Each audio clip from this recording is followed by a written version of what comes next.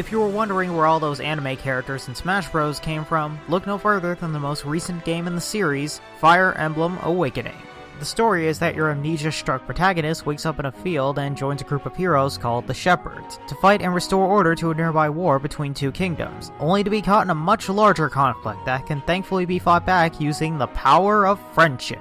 The overall plot is really good, with some great moments that's best experienced to enjoy it fully. Visually, the game looks good for a 3DS game, with some nice looking models, a cinematic camera during battles, and nice looking boards when moving units. These visuals are complemented by some gorgeous pre-rendered cutscenes with good voice acting to boot. The music is really good. It goes for a more atmospheric feel, and while there are some standout songs, the soundtrack emphasizes a more relaxed mood, perfect for planning out your next move in a strategy game like this. You know the soundtrack is doing something right when micromanaging items is still engaging. For an RPG, the cast of Awakening is huge, with many great characters, all with an interesting story to tell, which makes working with them on the field a lot more rewarding than just leveling them up for the next battle. As for the actual gameplay of Awakening, it's mostly the same as the other Fire Emblem games, where you move several units across a board and it rewards strategy above rushing your opponent and hoping for the best. What I like about Awakening's combat is that it's laid back and relaxed in the early parts and in random encounters that pop all over the map. This makes it one of the few RPGs that can make grinding actually fun.